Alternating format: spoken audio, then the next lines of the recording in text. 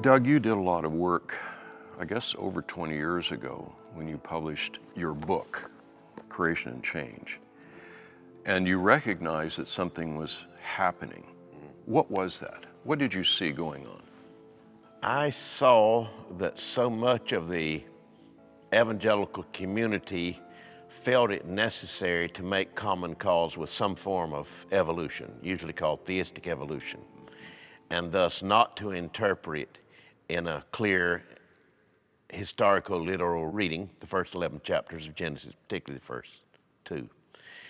And I knew that if that were continued to go unchallenged and people simply felt there was no alternative but to be a theistic evolutionist, then you're tearing up the foundational doctrine of Scripture, namely creation. And then that meant that the culture would have the final say in what you believe about that and the rest of the Bible, so I had to address it. Mm-hmm. So what you're saying is when you look at Genesis 1 through 11, for example, you see that as real history. Is that correct? That's correct, because the rest of the Old Testament does, the prophets do, the law of Moses does, the New Testament writers of gospel, epistle, all see it as serious history, and that it is the foundation of fall, redemption, and consummation.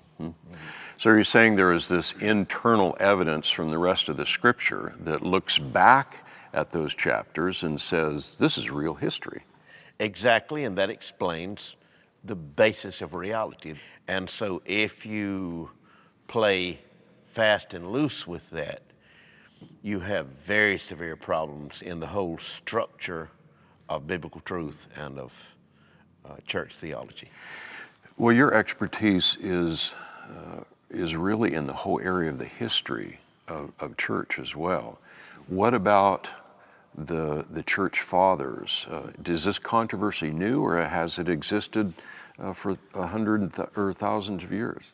I would say, in general, the controversy was not inside the healthy Orthodox wing of the church, but there were people who were of heretical view trying to take over the church, like the Gnostics, who resented material reality. They didn't deny there'd been some kind of creation, but they said that was by a bad god, an inferior god, the demiurge. And so they wanted to spiritualize everything. And they would certainly not have taken seriously the first few chapters of Genesis in the interest of their theology, which came from the East. So the church fathers are often addressing them and saying, no, there's one God who made the entire world and not a plurality of gods, and he spoke these worlds into existence. He is in charge of them. He is preserving them. He allowed them to fall, and then he sent his son to redeem the world, and that will be carried out to the salvation of the elect and the complete beautification and restoration of the entire cosmos. So most of the times they're addressing creation in the earlier years, like the apologists, Justin Martyr and people like that, it's fighting heretical ideas which would have put paid, as it were, to the whole structure of salvation and to the clear reading of Scripture. Now, a little bit later, by the 4th century, then you have people writing on creation itself. Usually the name of the book would be Hexameron, namely, Work of 6 Days. And you had Basil the Great in the 4th century, one of the Cappadocian fathers, wrote a marvelous Hexameron going through the work of the 6 days and surprisingly dealing with some of the very issues that we face since that time. And then you had the great Ambrose of Milan, who was so influential in the life of St. Augustine of Hippo. He preached through creation, and it's known as Hexameron. And it's very close to what we would say today. From a perspective that these were literal 6 days. These are literal historical truths, and that they're essential to appreciate redemption and make some sense of it. And so when it was addressed in a more systematic way, and Cyril of Alexandria wrote Contra Imperatorum Julianum against Julian Apostate. He deals a good bit with why creation is right, and Julian wanted to take the empire back to paganism with many gods. So as a general rule, wherever you see creation addressed, say in Irenaeus of Lyon, who would be in writing maybe for the year 180, he doesn't do a specific work on creation, but in his book Against Heresies, Adversus Arisis, also a smaller demonstration of apostolic history. Anytime it's addressed, he's saying the Gnostics are wrong to say that God didn't make it or it's unimportant. No, God created material reality. He loves it. He redeems it. It is essential to know creation in order to appreciate who Jesus Christ is, what he did. And so it goes all through the ages. St. Thomas Aquinas in the Middle Ages, Peter Lombard before that, Calvin, Luther. Now there are one or two exceptions of note. One was a person who's not considered a church father because he was listed as heretical on a number of points, Origen. And he basically takes the form of Neoplatonism and Eastern thought. I think he probably personally was a Christian. I would say that he was. But when he gets through with the received text and the creeds and the Christian faith, he has so merged it with the different Eastern theories, you wonder what's left. I think he was a Christian, but he spiritualizes everything away. So you wouldn't look to Origen for very much on what the church thought about a serious doctrine of creation. I mean, in his book, Contra Celsum, Against Celsus, you'd find some things that are pretty good and some that are off the wall. Well, I know that St. Augustine is often pointed to by those who would try to allegorize Genesis. How do you read Augustine? Let me say I love and appreciate St. Augustine and use his teaching regularly in my classes all these 30-some years, and I've been preaching for that. And in most cases, he's excellent. Very solid. However, there's a little bit of problem with one or two views he had on creation. Before I go to that, let me say I recommend everyone that's interested in this matter to read his De Genesi ad Litteram, literal interpretation of Genesis. And there's was a new edition came out maybe 25 years ago, translation notes by Roman Catholic writer John Taylor, I believe. And it's beautiful, it's wonderful. I would say in most cases what St. Augustine does in that literal interpretation of Genesis is just right down the line, addresses the issues of his culture which come to our culture.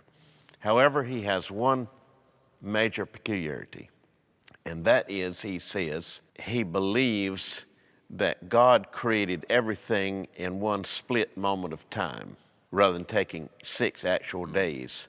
But there is a 6-day structure of different things happening, and he doesn't deny that.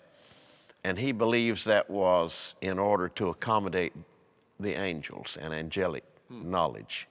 The 6 days is the way the angels could contemplate it. And then he goes into a matter, 6 days is because of the aliquot parts of 6. In other words, take 1 plus 2 plus 3, that's 6. Then what's even more unusual than that, I think he is trying to put together certain elements of Neoplatonism that remained in him. I mean, he's a profound Christian, but he did have some elements of this that we never totally come out of what we were brought up in intellectually. And he didn't, although he did a marvelous job for the most part. He's trying to combine Neoplatonic theories of angelic intelligences and how they would have come at this with something that cannot be combined with the Hebraic view of creation being spoken into existence by God and then it working in a developing series of 6 days.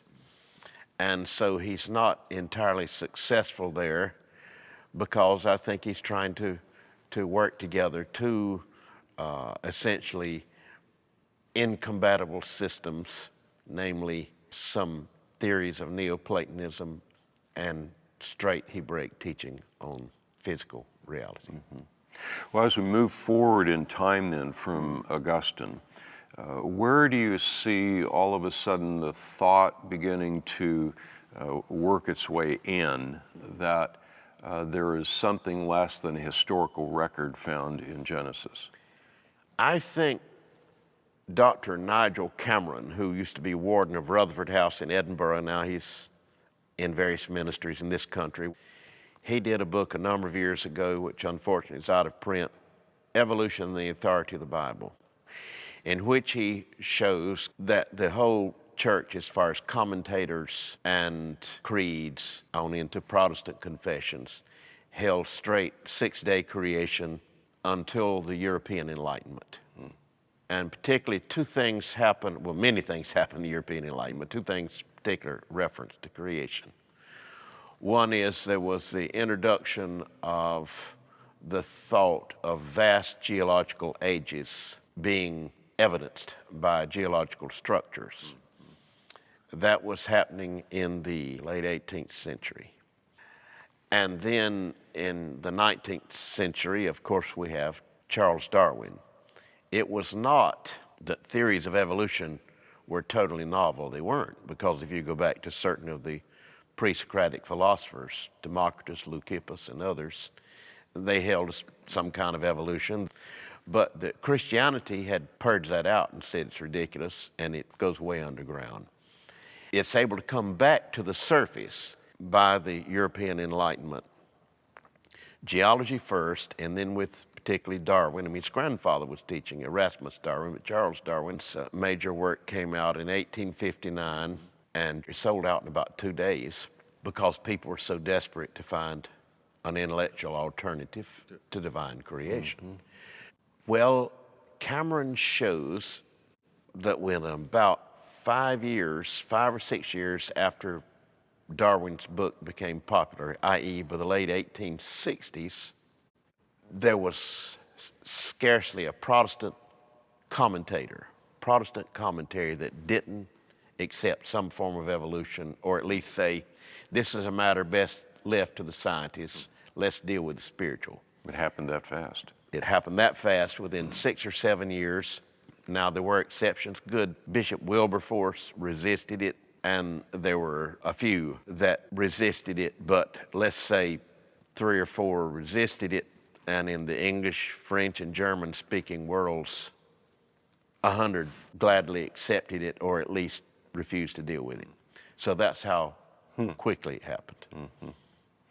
So is that the point, as we now move forward from the 1860s to our present day, that we then have that continued belief in evangelical Christianity that leans more and more towards the notion that Genesis is not history? Yes, I heard a distinguished professor from Holland when I was studying at University of Edinburgh, Huikas. Very good man. I don't in any way wish to say anything against him. Was giving some lectures in a book what became a book, Religion and the Rise of Modern Science, and much of it is so good.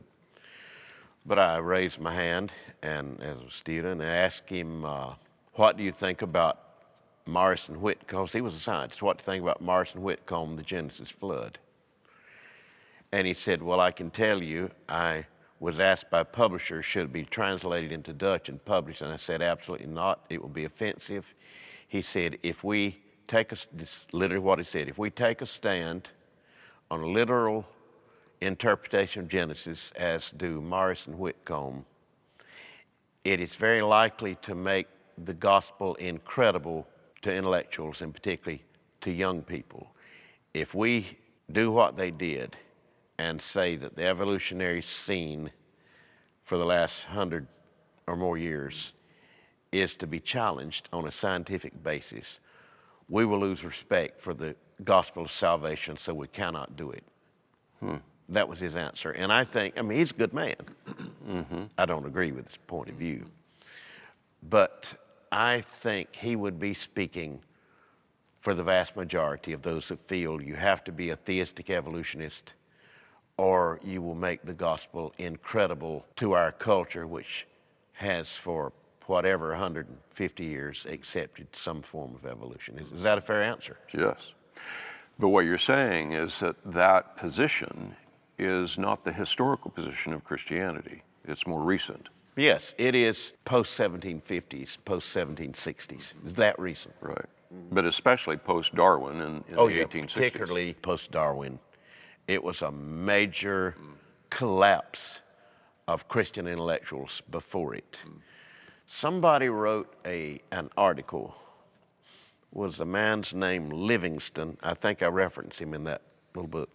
Challenging the theory that many hold that when Darwin's material was published and starts sweeping the field, and particularly as his, quote, bulldog Thomas Huxley is barking at everybody, scaring them back, that the church mounted a serious resistance and that the conservative theologians did battle with him. He shows that is not the case at all. The whole church, nearly the whole church collapsed. Particularly the conservative theologians collapsed before it. You know, Shedd and very great men like Warfield and others felt that you would be so out of line with what their colleagues in various universities thought was proper scientific procedure that they had to make some kind of common cause with it, although they remained Christian. So the church did not fight Darwin. Bishop Wilberforce did. One could name 2 or 3 others, but hundreds gave in immediately. The church did not mount a resistance. The only resistance is beginning to come since the 1960s with Whitcomb and Morris, and now it's picking up tempo, which may be why some of the more recent organizations to push theistic evolution have felt it necessary to rise up, because they see us as a threat to what they think is the acceptability of the gospel in the culture. I do not put a bad motivation onto these people. That I refuse to do. I just think they're mistaken in how they assess. And most of all, here's the issue. You and I will stand before God. We must not answer whether something was pragmatically helpful, but whether or not it was true. And I truly agree with that.